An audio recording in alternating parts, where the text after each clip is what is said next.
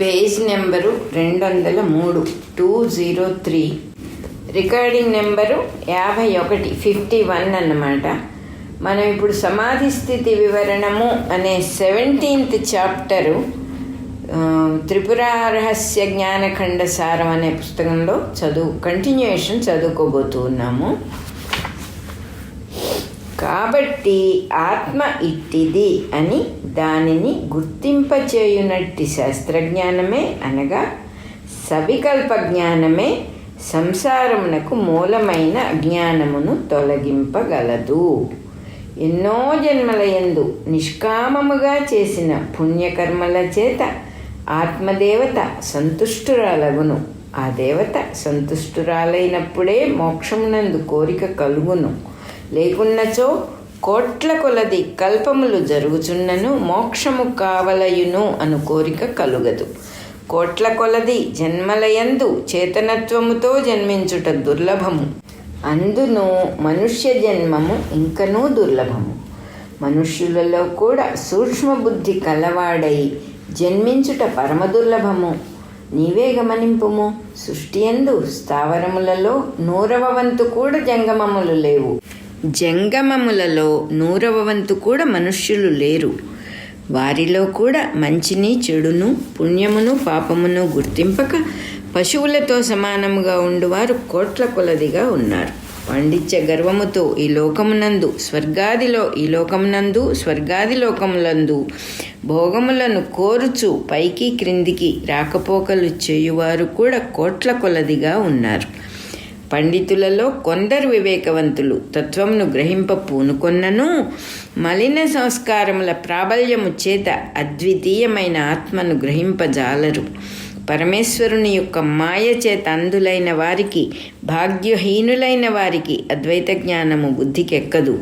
బుద్ధిశక్తి చేత దానిని గ్రహింపగలిగినను కొందరు విషయాకారమును పొందని కేవల చైతన్యం ఎట్లుండును? ఉన్నచో కుండ చట్టి మొదలగు వాని వల్ల ఏలగోచరము కావుట కాదు, కావున అది లేదు అని ఇట్టి కుతర్కములతో దానిని తిరస్కరించుచుందురు. ఓహో, భగవంతురాలైన మాయ యొక్క ప్రభావమేమని చెప్పుదును? చేతికి దొరికిన చింతామణిని ఇది మణియగునో కాదో అని సంశయించుచు పారవేయునట్టి వాని వలె పండితులు కూడా ఆత్మను చూచుచు మాయ చేత మోహితులై కుతర్కములు చేయుచు దానిని వదిలివేయుచున్నారు.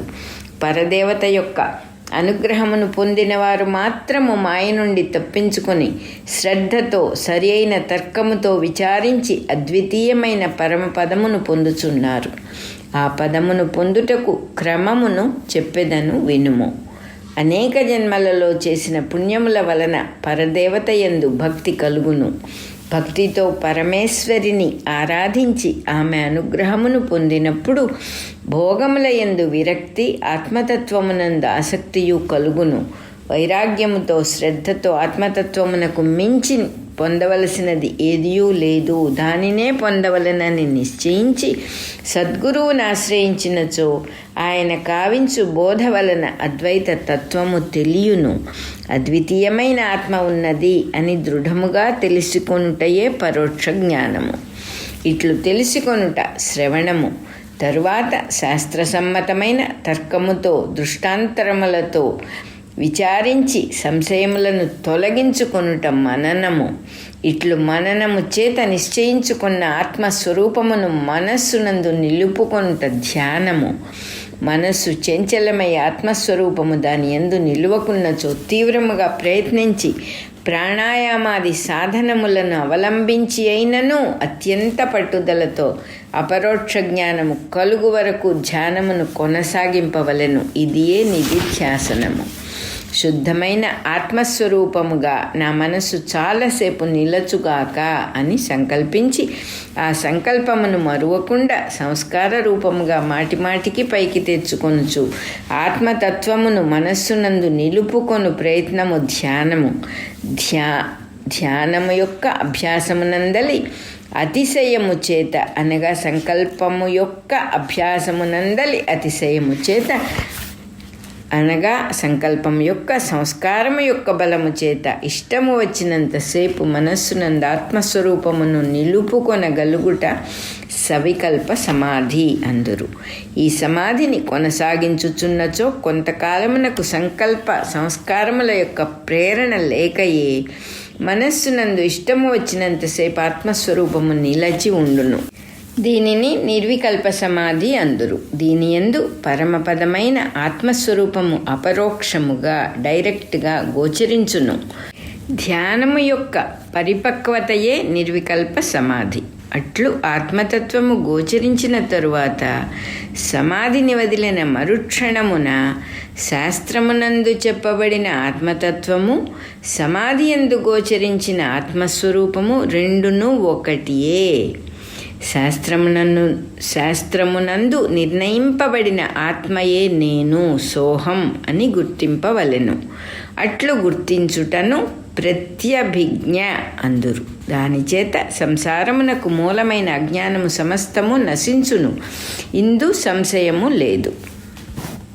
మనస్సునందు వికల్పములు పుట్టకుండుటయే నిర్వికల్ప స్థితి. ఆత్మస్వరూపము తప్ప మరి దేనిని మనస్సులో జొరబడకుండునట్లు చేసినచో వికల్పములు పుట్టవు. మనస్సు వివిధ పదార్థముల యొక్క ఆకారములను పొందుచుండుట వికల్పస్థితి. అది దేనిని భాషింపక ఏకరూపమున నిలచుట నిర్వికల్పస్థితి. గోడ మీద బొమ్మలను తుడిచివేసినచో అది శుద్ధమైనట్లే మనస్సులో వికల్పములు లేకుండా చేసినచో అది స్వయముగా శుద్ధమై నిర్వికల్పమగును. ఇదియే పరమ పావనమైన పదము. మాయ యొక్క ప్రభావము చేత పండితులు కూడా ఈ విషయమున భ్రాంతి నొందుచున్నారు. ఈ పరమ పదమును పొందదగిన వారు 3 విధములుగా ఉన్నారు.